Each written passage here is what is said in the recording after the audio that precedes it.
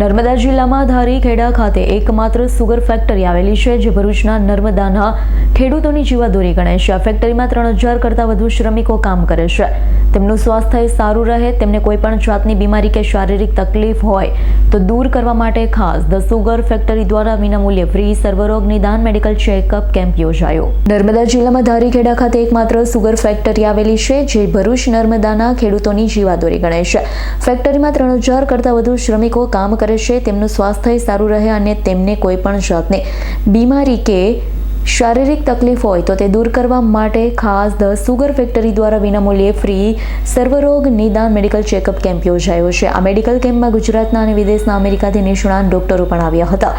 ખાસ કરી મજૂરી કામ કરતા શ્રમિક અને સુગર સ્ટાફ અને આજુબાજુના ગામના લગભગ 2500 લોકોએ આ કેમ્પમાં ભાગ લીધો છે, જેમાં ચામડીના રોગ, નાક, કાન, ફ્રી ડાયાબિટીસ ચેકઅપ, આંખોની તપાસ, સ્ત્રી રોગ, બાળકોના રોગ, દાંતના રોગ, હાડકાના રોગના દર્દીઓને તપાસી દવાઓ નિઃશુલ્ક આપવામાં આવી હતી.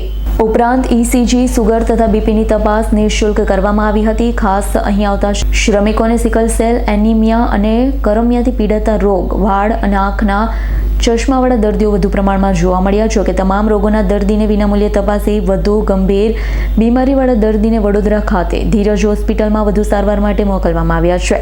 તમામ દર્દીઓને મફત સારવાર આપવામાં આવી રહી છે. વડા ગામના અધ્યક્ષ સ્થાને તો પહેલાં તો હું વડા ગામના તમામ યુવાનો અને આખા બધી પાર્ટીઓના તમામ ભાઈઓને ખૂબ ખૂબ દિલથી આભાર એમનો વ્યક્ત કરું છું કે આજે અમારા 7 પરગણાને એમને અહીંયા એમની ગામથી આયોજન કરી અને બધાને ભેગા કર્યા.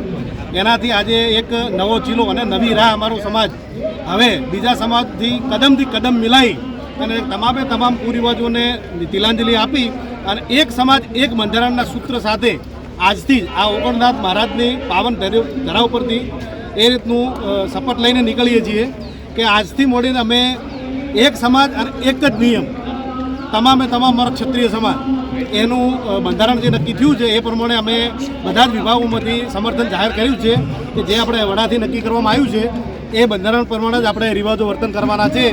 લગ્ન પ્રસંગ હોય, મરણ પ્રસંગ હોય કે ચાહે કોઈ પણ સારો કે નઠારો પ્રસંગ હોય, સામાજિક પ્રસંગ, એની અંદર અમારે જે બંધારણ નક્કી થયું એ જ પ્રમાણે આપણે વર્તન કરવાનું છે, બીજું કોઈ કરવાનું નથી.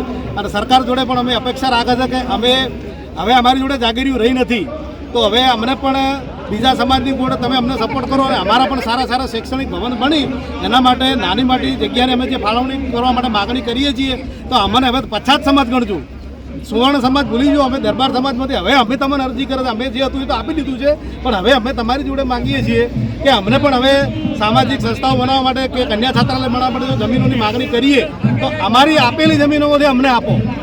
અમે તમારી જોડે કશું માગતા નથી, અમારી આપેલી છે એમાંથી થોડી ઘણી અમને આપો. અસ્તુ. જય હિન્દ, જય માતા, જય. દીપક જગતાપનો રિપોર્ટ, AS9 ન્યૂઝ, રાજપીપળા. અમારી તમામ માહિતીથી અપડેટ રહેવા માટે જોડાયેલા રહો AS9 ન્યૂઝ સાથે.